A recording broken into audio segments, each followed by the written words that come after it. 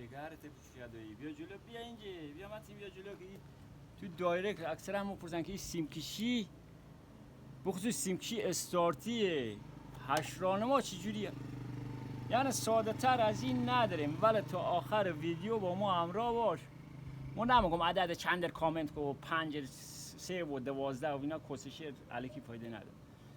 ما ته سیم کشی استارتی داداشای گلی سیم کشی استارتی اصلی یک هسته مال خود چیزه اینا که مال همین کسشه راست. ما خواسته بشیم لامپ جلو و استارتر مثلا بشیم وصل کنیم این قسمت بسانینه یا جفرانه ما این مدل اینجوریه. بعد ته سیم کشی هم اکثرا فرق میکنه مثلا رنگ سیما فرق میکنه. اول از همه ما یک دونه سیم قرمز که از سیم کشی میاد برق باتری میاره به سویچ برگشتش سیم مشکیه.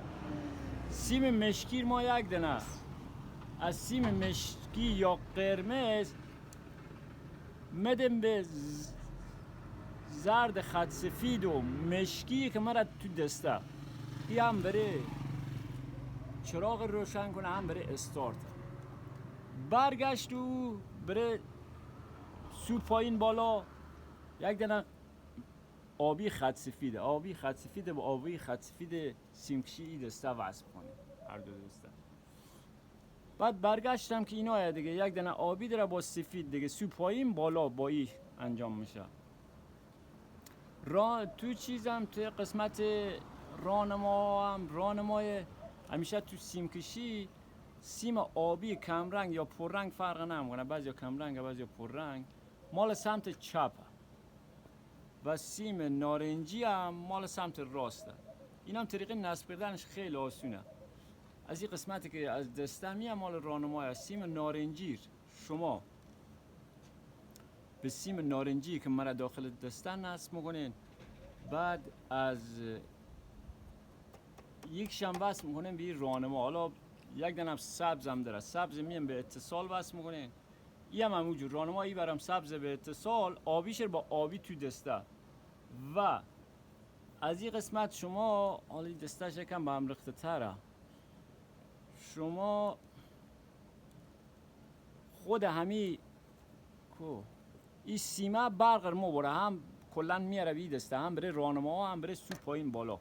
خب برگشتم که گفتم به شما اینا هم که از راهنما اتومات راهنما رو وصل میکنین و راهنما مزنه الان سو پایین بالا. حالا شاگرد ما یک جغدم اینجا نصب کرده که ما به سو بالاش وصل کردیم سو پایینش خود چراغ بازه این بعد نصب. الان ما سویچ وصل میکنه اول از همه استارت این که استارتش بعد میم رو چراغا این سو بالاش این جغدر ما وصل کردیم با هر سری عوض کردن این هم عوض میشه. بعد این قسمت جفرانماش هم که به شما گفتیم این هم جفرانماش راحت پاکیزه عقب هم مزنه. بعد تگ راهنما اوور سمت راست این هم سمت چپش این هم بوغش راحت پاکیزه. این هم بفرست بره دوستات خیلی ساده 2-3 باری کلیپ رو نگاه کن و سیف کن به کارت میایه اصلا راحت چیز خاص نداره. این نمیخواه آپولو هوا کنی متین قطعش کن.